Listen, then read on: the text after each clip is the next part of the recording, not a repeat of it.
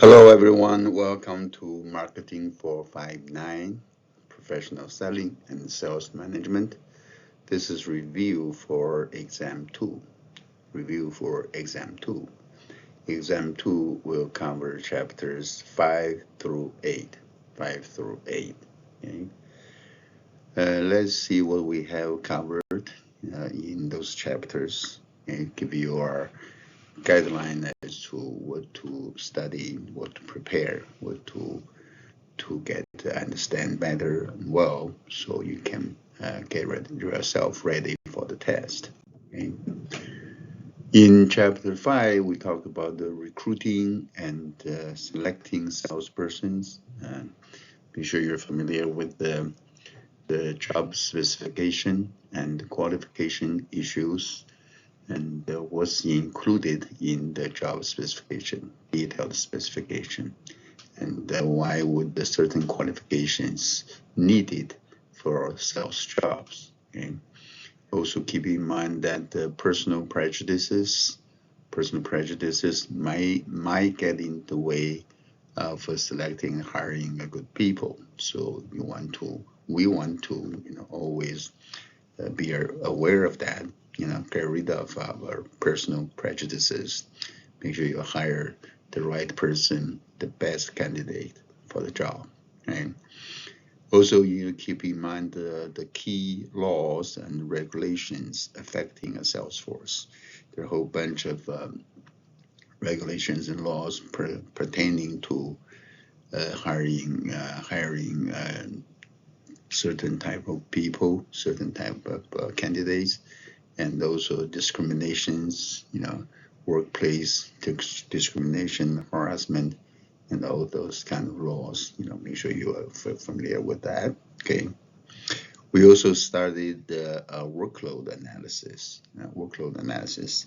In your exam, I may not ask you to do a full analysis of workload, but there could be some simple calculations as to what is needed, like the number of calls, number of visits the person can handle, and also the issues with, like, say, promotions, natural attrition, sickness, and others. Turnover, employee turnover that affect your work analysis, and also workload and the number of candidates needed for the company. Okay? We talked specifically about the content of job description. Right? Make sure you know that. Okay. And we also, in this chapter, we talk about the traits, personal traits and abilities of top salespeople. Yeah. As top salespeople, what kind of personality traits and abilities are needed? And this may be contrary to what normally is being viewed or held among people of non-salespeople, other type of employees. Remember, salespeople are special, right? A special group of people, workers or employees that perform many different kind of duties, outside of company oftentimes. Okay? So why would the ego strength be a good thing or important thing for a salesperson?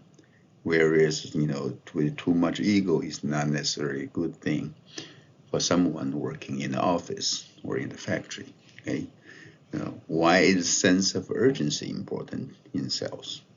Why is sense of urgency important? Why do you need a sense of urgency to complete the sales? Right? Why, similar to the ego strength, why is the ego drive of the person important to a sales job? Right? In real life, everyday life, we do not necessarily like people who are too assertive, right? But why is assertiveness being a good thing to sales profession? Okay, sales profession, willingness to take risk. Right? In many cases, we don't want to take risk. Right? We want to avoid risk situations. Why is the willingness to take a risk a good thing for a salesperson. Yeah. Sociability is very nice, it's good, it's something good to have for everyone, no matter you are a salesperson or not. Okay. Abstract reasoning. Why is abstract reasoning so important? Yeah. Why would you need that? Yeah. In convey or in explain or in interpretation of abstract ideas. Right? Excuse me. Why would abstract reasoning be something that you have to have? Right? Skepticism, the sense of skepticism. Yeah. Why is that so important in the sales job? Okay. And why do we need the salespeople, especially, to be creative? Right? What the role does creativity play in the sales profession? And why do you have to be empathetic? Yeah, empathy is important in sales job because with that you can understand the customer situation better. Okay? So these are the excuse me, personality traits and abilities of importance to top salespeople. Okay? Then we talk about recruiting for the team. Right? When you recruit for the team, not just a salesperson, individual.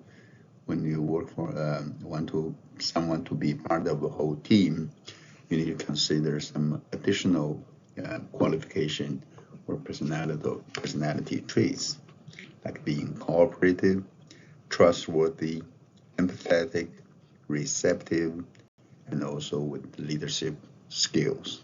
Okay. Then we talk about the selection process, a salesperson selection process. There are organizational designs in hiring process. Okay? There are some selection tools that you can use.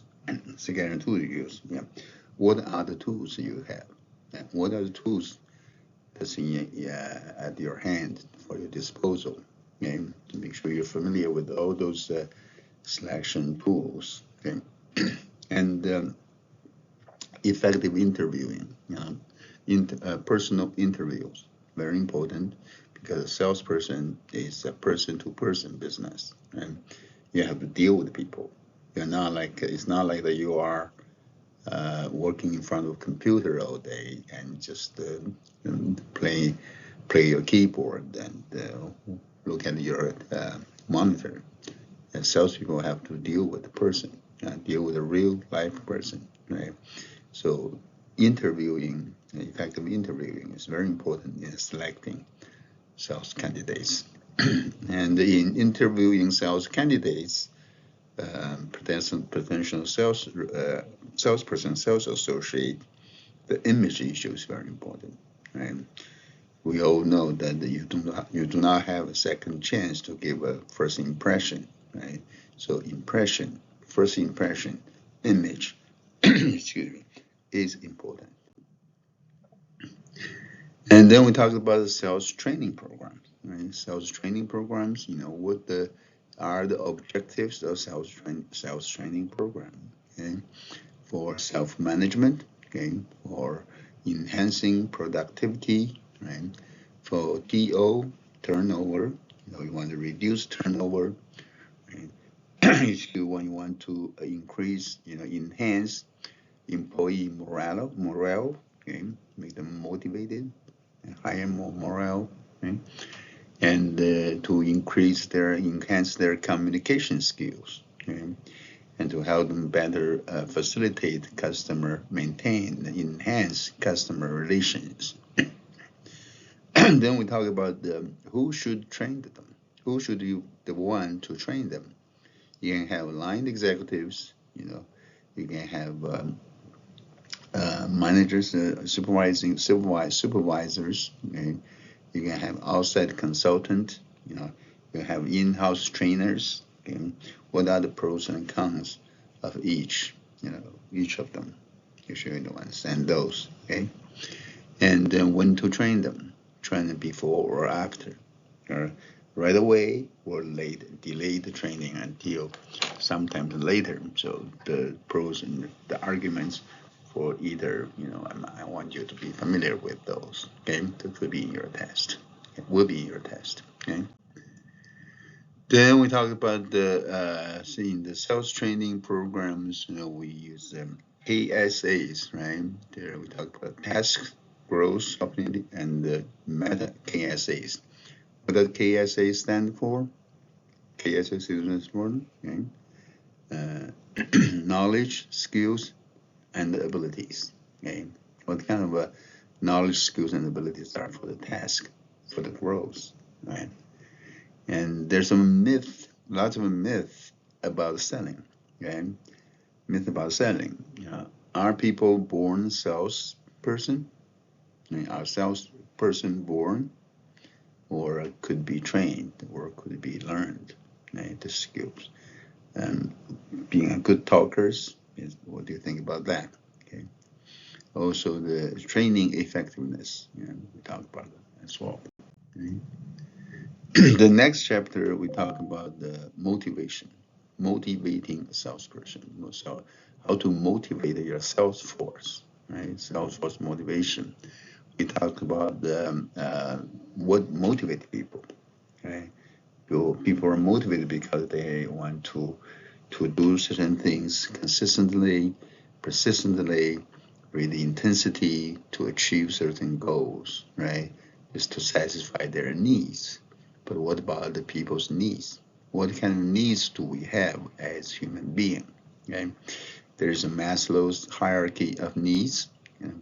From the bottom, safety, physiological safety, you know, social activities, recognitions, personal achievement, to self enhancement, self enlightenment.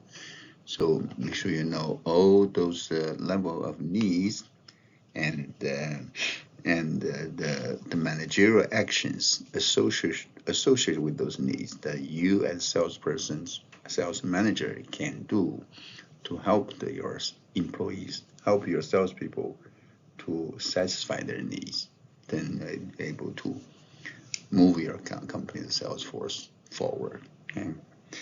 We also talk about the motivation theory of Hertzberg's due factor theory.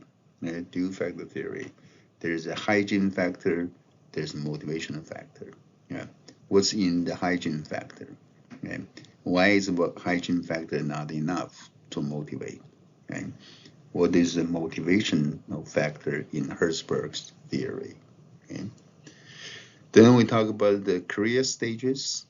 Your salespeople, your sales force will go through, the 4 stages in their professional career. Right? Of course, you as a manager, you may have your people in different stages, all together at the same time in your workforce. Right? So you have to realize the stage that person is in, and also the special need and the need for the person, so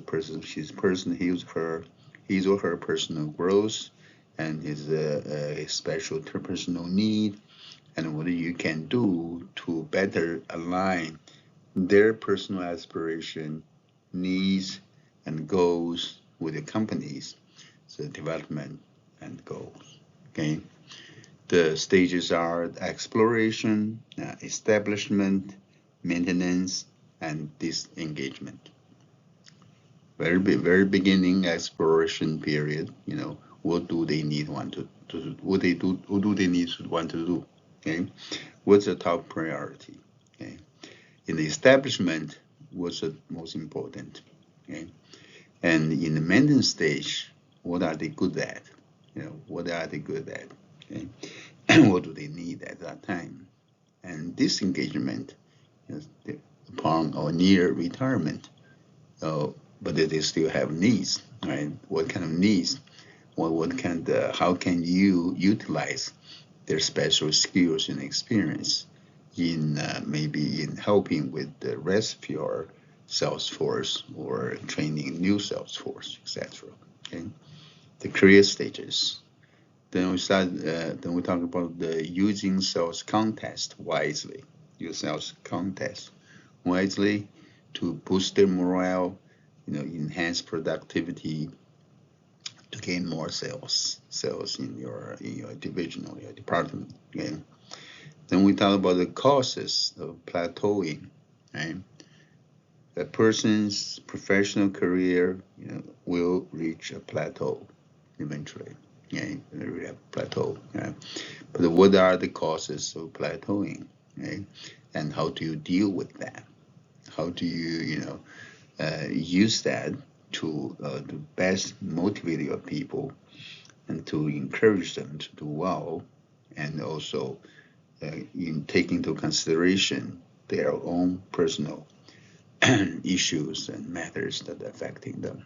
So that's what we talk about in the chapter motivating your sales force. Okay, I think that's all I have for this. So basically, the test will be the same format, 50 questions, all multiple choice, 50 questions, multiple choice questions, and you have 60 minutes. Yeah, 60 minutes to take and start to take and complete it.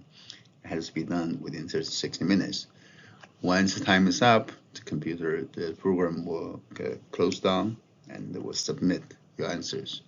And once you start, you cannot go back. You have to keep going forward. So manage your time, and pace yourself while taking the test.